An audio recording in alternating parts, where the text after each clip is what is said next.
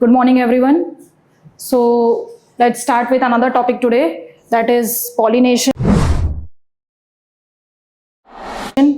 Fine. So first we will see about the definition of pollination, then its types, fine, examples, okay, agents of pollination also we are going to study in this particular lecture, fine. So let's start with the pollination process, which is what comes under this only, pre-fertilization, right? Because we need to form the male gamete and female gamete in this particular pre-fertilization process, right? So let's start with the pollination. So as the term suggests, pollination means what?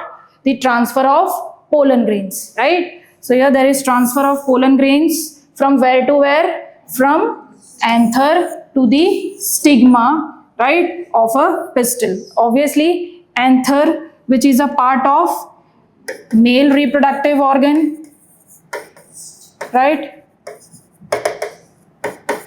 Stigma is a part of female reproductive organ, pistil, or you can say gynoecium, fine? Stigma, style and ovary. So when the pollen grains which are produced in the anther, right, and after the dehiscence of the anther, it is going to get released, right, comes out from this particular anther and is going to get shed onto the pollen, onto the stigma, right? This pollen grain is going to get shed onto the surface of the stigma, so that pollination will take place. So such process is known as what? Pollination. So again, what is the definition of pollination? It is the transfer of pollen grains from the anther to the stigma of the female reproductive part, or you can say what? Pistil of a flower is known as pollination, right? So here in this diagram also you can observe, this diagram suggests that this is the pollinating agent, right? Some biotic pollinating agents which we are going to discuss later on. Some abiotic agents are also present which helps in the pollination process. Secondly, here you can see from one flower to another flower, there is one pollinator, or you can say pollinating agent, right, which is transferring the pollen grain from the anther to the stigma, right, of another flower. In same flower, obviously there is no requirement of such pollinators or pollinating agent, because naturally they can able to what? Shed their pollen grains onto the stigma of the same flower, right? But here in this diagram, two different flowers are given, in which from one flower pollen grain is released and shed onto the stigma of another flower. So this is the process of pollination. Next we will study about the types of pollination, right? So there are different types of pollination which we are going to study. First, autogamy. Second type, geitonogamy or geitonogamy. Third type, xenogamy, right? So on the basis of source of pollen, what is the source of pollen? On the basis of this, pollination is of basically three types, right? So basically we know about the self-pollination and cross-pollination. In your lower classes also you have studied about these two types of pollination. So in self-pollination there is what? The transfer of pollen grains only from the anther to the stigma, right? But it takes place in the same flower, right? So that is self-pollination, nothing but autogamy. In that also we have different types of flowers that we will be discussing later on, right? Next, in the next slide. Then geitonogamy, right? It is also a type of, you can say both actually. Functionally it is working as cross-pollination, and genetically it is working as self-pollination, because in geitonogamy the flowers are different but it comes in the same plant, right? Thirdly, in case of xenogamy, there is two different flowers obviously and two different plants also. So in that case, both, if we talk about functionally as well as genetically, xenogamy is a type of cross-pollination, right? So autogamy is a type of self-pollination, xenogamy is a type of cross-pollination. Both genetically as well as functionally, right? Cross-pollination, both genetically as well as as well as functionally. Okay. Right? But when we talk about geitonogamy, then it is functionally, yes, functionally it is cross-pollination and genetically it is self-pollination.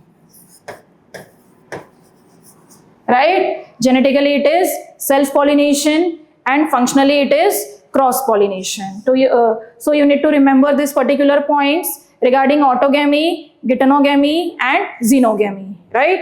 Moving forward, before that, see this diagram. In this you can observe, this is the one flower, right? One flower. In this, anther and stigma, right, lies in the same flower. So this is a type of bisexual flower, first of all, right? In that, pollen grains are released from the anther to the stigma of the same flower, right? So this A particularly, the diagram which is labeled as A is showing you autogamy, right? Autogamy, or you can say self-pollination, right?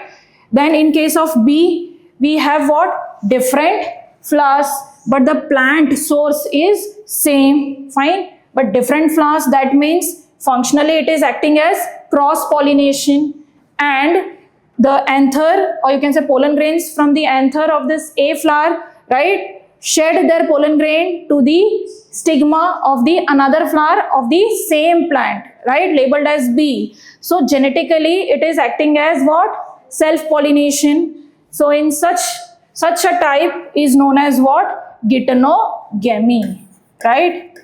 Geitonogamy. This one, autogamy, okay. And this two different plants are there, fine. So obviously two different flowers, this flower and this flower, okay. So here the pollen grain from the anther of this B flower to these sheds and lands the pollen grain to the stigma of this C flower, right, of the another plant. So such type is known as what? Xenogamy, which is a type of cross-pollination. Functionally it is acting as cross-pollination. Why so? Because two different flowers are there, you know? And genetically also it is acting as cross-pollination only because two different plants are there, right? Plants are different, flowers are different, so that is why functionally as well as genetically it is acting as cross-pollination, and the type is known as xenogamy. Clear? Okay. Next, so we will see some points regarding this autogamy, geitonogamy and xenogamy. So first, autogamy, which is a type of self-pollination, both genetically as well as functionally. So in this, basically the what you can say definition of this autogamy is transfer of pollen grains from the anther to the stigma of same flower. Obviously that type of pollination is known as autogamy. Secondly, in this also we are going to see about different flowers, okay, two types of flowers. So basically in flowers with exposed anthers, if the flower is open type, okay, having exposed anthers and pistil, okay, so and stigma, you can say complete autogamy is rare. Obviously, why so? Anyone? Why so? Why autogamy is rare in case of flowers having exposed anthers? Okay, because the pollen grains, right, can come from any of the flowers and can shed onto the stigma, right, for the fertilization to occur. So in that case, there might be possibility cross-pollination can occur, fine. So that is why it has been written that flowers having exposed anthers and stigma shows rarely autogamy, okay. Nextly, autogamy in such flowers requires synchrony, okay. Synchronous in the sense what? This we will be studying when we will study about outbreeding devices, okay. So in this point, what is given? Autogamy in this flowers, such flowers in the sense what? We are talking about the flowers having exposed anthers and stigma, right. In such flowers, it requires synchronous with the pollen release as well as the stigma receptivity, right. That means the timing should be matched. When the pollen grains is released from the anther, at that time only the pistil should be ready to accept that pollen grain, right. So also anthers and stigma should be close to each other. Obviously position also matters, right? Position of the anther as well as stigma also matters in the flower, so as to get what? Fertilize with each other, we can say, so that pollen grain will release onto the stigma. Okay. Nextly, about the examples we will see in this particular slide, right? Plants such as 3 examples: Viola, Oxalis, Commelina, right? These are the plants which produces basically 2 types of flowers: Cleistogamous flowers as well as Chesmogamous flowers, right? Both this type of flowers are observed in this particular, what you can say, plants examples, right? Now we will understand the meaning of this Chesmogamous flowers and Cleistogamous flower. So first of all, just remember about the Cleistogamous, how Cl for Cleistogamous starts with Cl, right? And so through this you can remember closed one. Okay, so Cleistogamous flowers generally have closed, what are the closed flowers in which you can say anthers and stigma are not exposed, right? Here what you can say, anther and stigma is not exposed. Okay, Cl means here you can remember it as closed, right? Closed, that means what you can say, anthers and stigma are closed, right? Yeah, are not exposed, right? If it is exposed, then obviously cross contamination can occur, cross pollination can occur, fine. But as we are studying about the autogamy, which is a type of self pollination, in this we have different types of flowers. Cleistogamy, where anthers and stigma are not open, yeah, are not exposed, so obviously it is closed. So in this, obviously 100% self-pollination is going to occur. Whereas opposite to that is Chesmogamous, right? In this, anthers and stigma are exposed, or you can say open, right? In case of Chesmogamous, anther and stigma are exposed. Very good. Right? Fine. Now we will see some more points regarding this. You can observe the different this figures of this particular plants, right? Chesmogamous as well as Cleistogamous. Viola, Oxalis, Commelina, which produces 2 types of flowers. You need to remember this particular terms also, their spellings also, their definitions also. Fine? Okay. Next. About Chesmogamy or Chesmogamous flowers, they are similar to the flowers of the species, which this point we have already covered, right? Having exposed anthers as well as the stigma. Fine. Next, some other points regarding Cleistogamy are they do not open at all. That means they are closed, right? Secondly, anther stigma, they lie very close to each other, so that pollen grain can release from the anther to the stigma of the same flowers. So obviously their what positions are very close to each other. Next, anthers dehiscence, right? When the anther dehiscizes, it will release what? Pollen grains. And when it will release the pollen grains, it will come in contact with the stigma. And when it will come in contact with the stigma, further the process will take place, germination of pollen grains, pollen tube growth, right? That we will see later on. Okay. Next, so Cleistogamous flowers produces assured seed set. Obviously, this is also very important point which you need to remember, right? What you need to remember here is it produces seed set even in the absence of pollinator, right? Absence of pollinator, in the sense, this point also we have discussed earlier only. Absence of pollinators, or you can say absence of pollinating agent, whether it is biotic or abiotic, doesn't matter, right? So in the absence of this also, pollination can take place, right? Pollination can take place in case of Cleistogamous flowers because the anthers and stigma are closed, right? Anthers and stigma are closed. Fine. Next, Cleistogamy leads to inbreeding depression. Now this is also a very important term, you can say, right? Opposite to that, we have outbreeding devices also, that also we are going to study later on. So inbreeding depression, first of all, try to understand the meaning of inbreeding depression. So in case when the pollen grains from the anther get released from that particular anther to the stigma of the same flowers, and repeatedly when this pollination will occur in the same plant, what can happen? What can happen? Inbreeding depression, right? It means there might be possibility evolution will not take place in that particular flower. You will not able to see the variations, right? Inbreeding depression in this, there is no such variations are observed, or you can say less variation or no variations, right? So these all points you should remember about the inbreeding depression. So obviously in case of cleistogamy, since the anthers and stigma are close, they lie close to each other, they are not open. So that is why what can happen, inbreeding depression can occur in such type of flowers. Okay.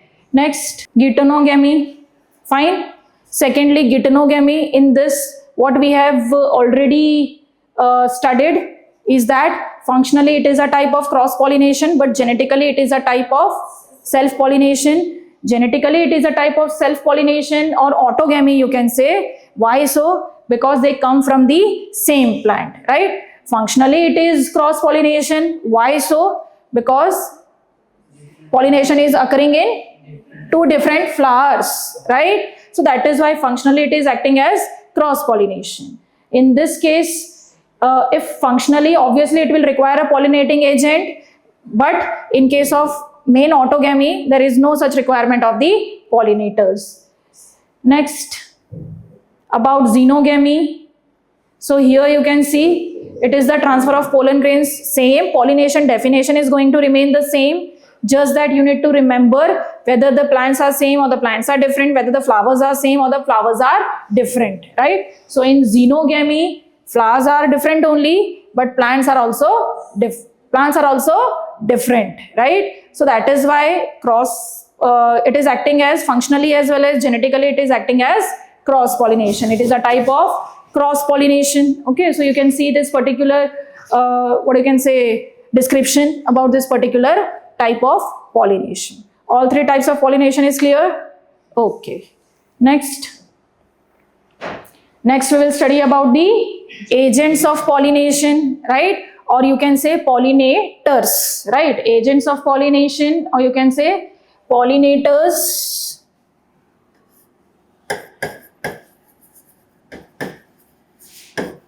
So these are the agents which helps in the process of pollination, right? That is, they transfer the pollen grain from the anther to the stigma. Fine.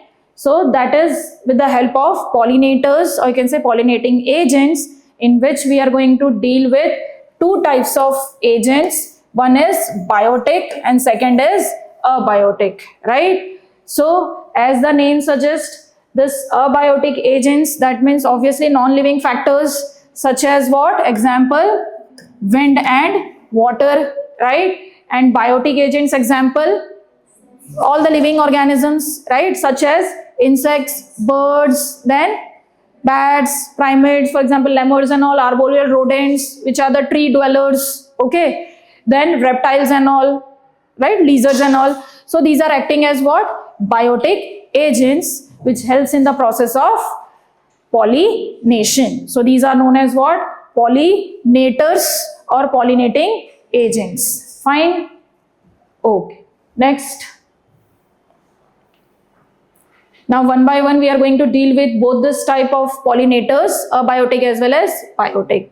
So first is abiotic agent. In this first example is through wind, right? So you need to remember about this particular point, that is what?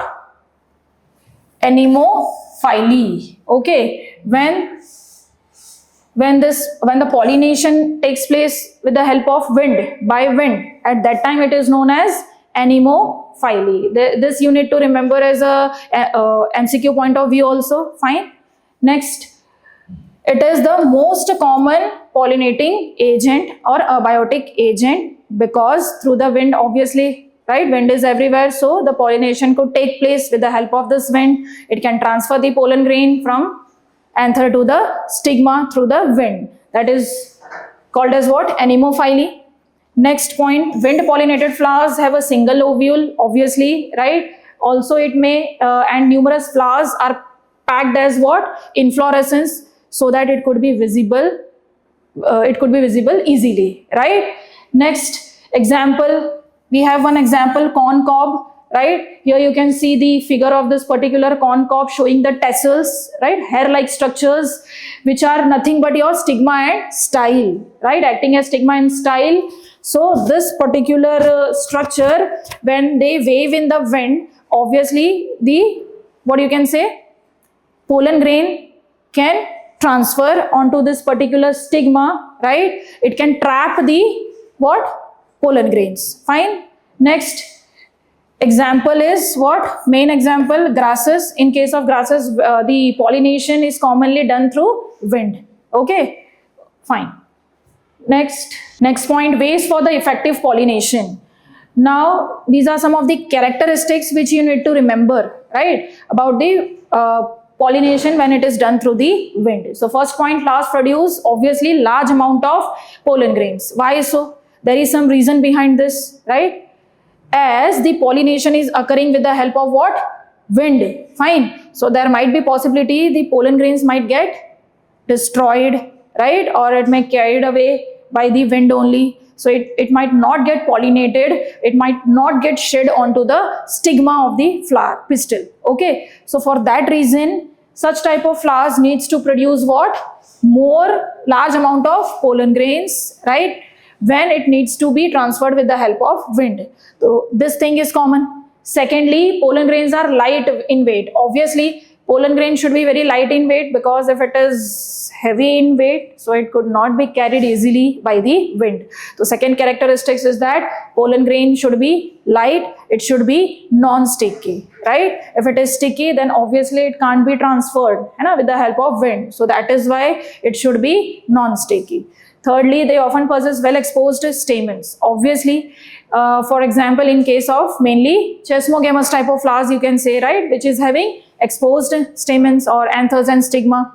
So in such type of flowers, pollination could easily take place with the help of wind, right? Next point about stigma. So it should have large and feathery stigma, as we have already seen in the corn cobs and all, right? Tassels of the corn cobs having feathery stigma as well as style, so that it can trap the pollen grains easily. Okay.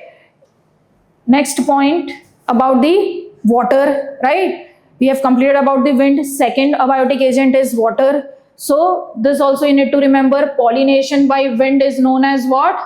Not wind, pollination by water is known as what?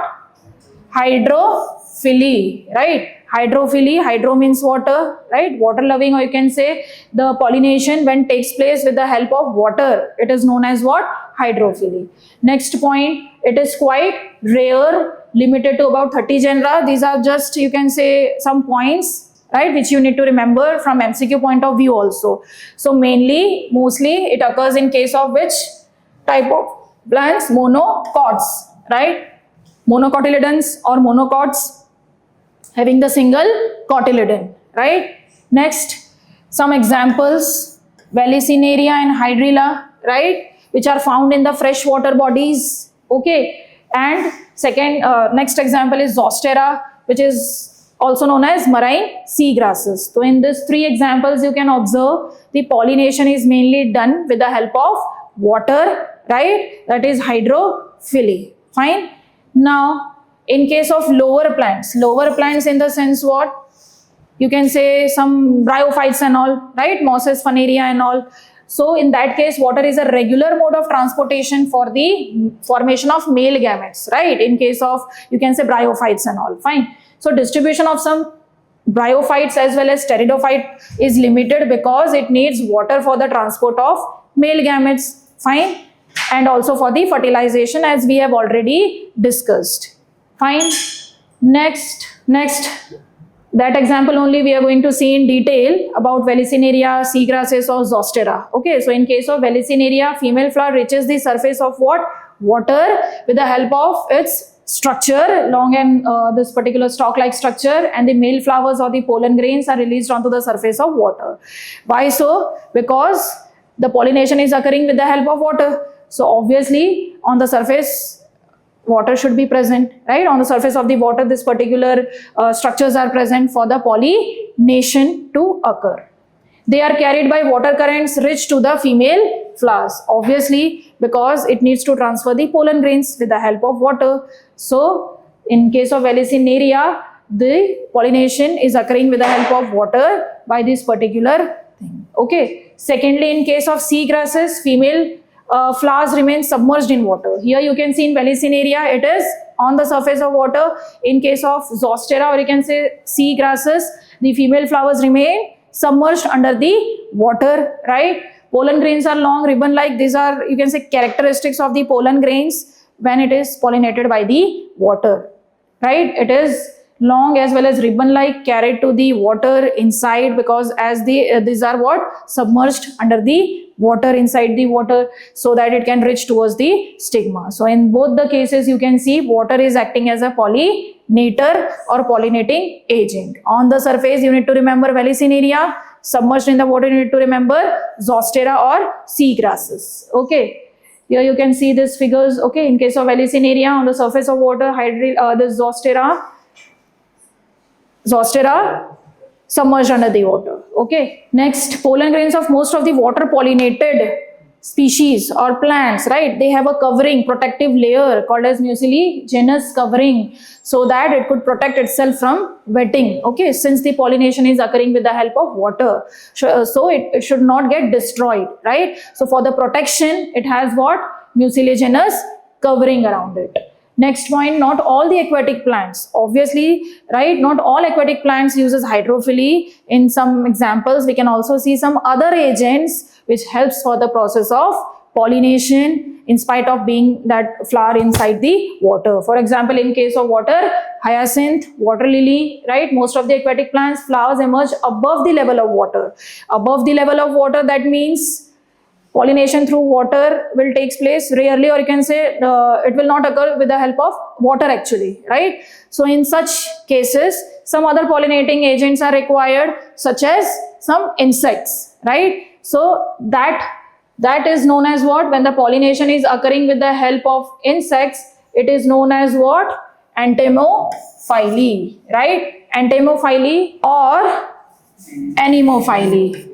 With the help of wind also it can occur, with the help of insects also it can occur, okay, but not with the help of water. So this, as an MCQ point of view, you can remember in most of the aquatic plants such as water hyacinth. If the question is asked, in case of water hyacinth and water lily, which pollinator is used as for the pollination, then you need to write this.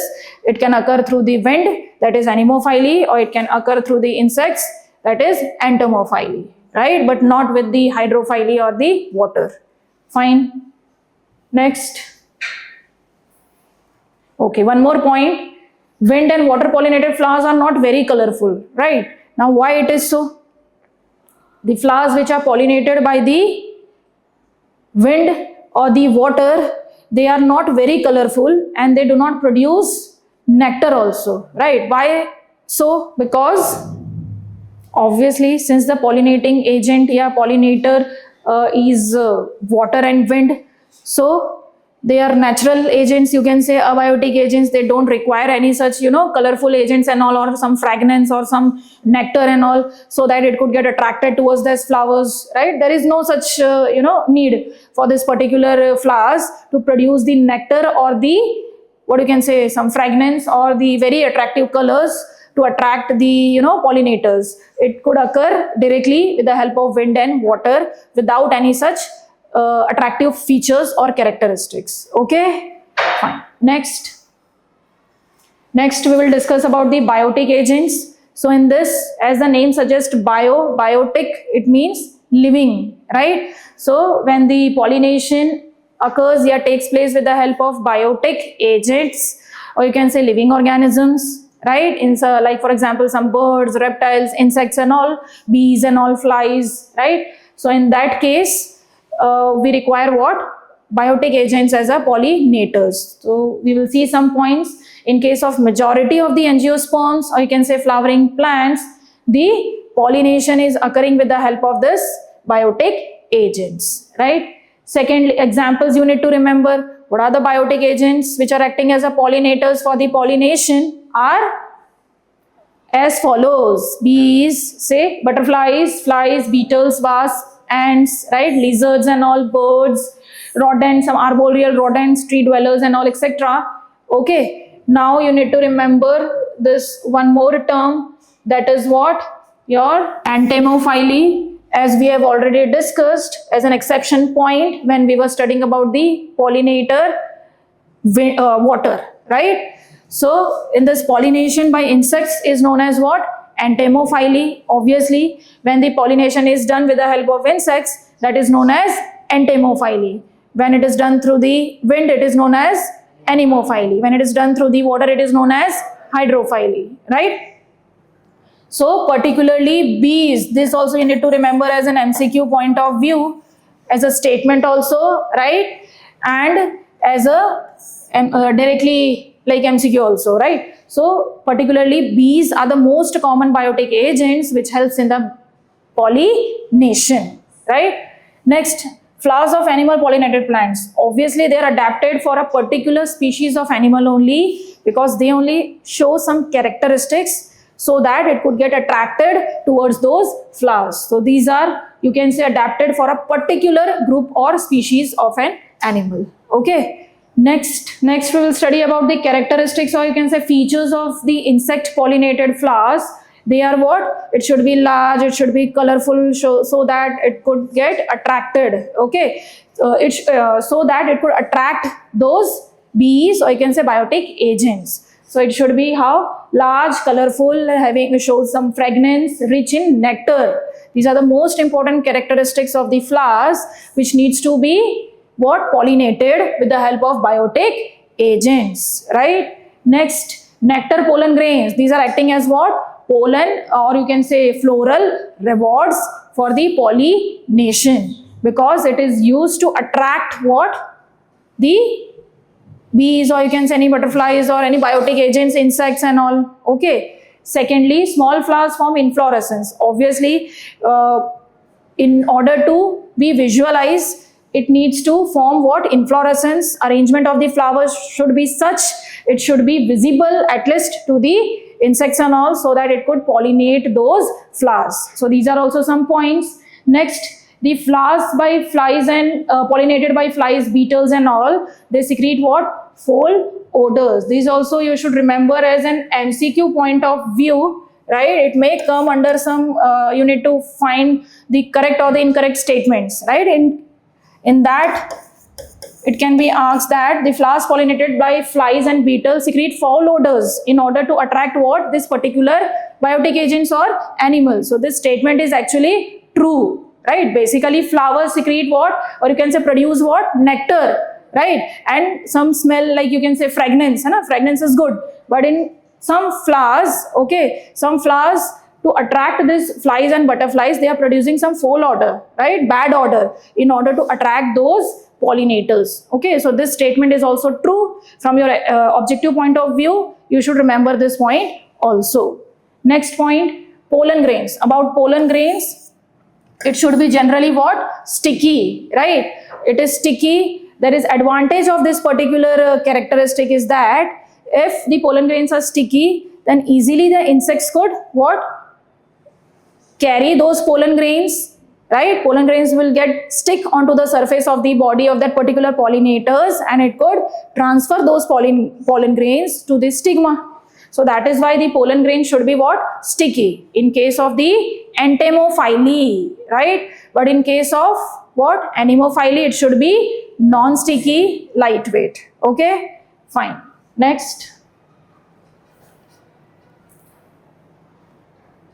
Okay, so this we have already discussed, right? Advantages of the sticky pollen grains in case of pollen grains which needs to be transferred with the help of or pollinated with the help of what? Biotic agents, bees and all, butterflies and all, right? When it comes in contact with the stigma, it results in what? Pollination. Okay. Two more points we need to discuss. Okay. Some plants provide safe places as a floral rewards. Fine. As we have discussed, two floral rewards, pollen grains and nectar. Okay. One more reward is what? Some other characteristics or features. Some plants provide a safer places as a residence, right, to deposit the eggs of some species of what you can say biotic agents, right, inside that particular plant.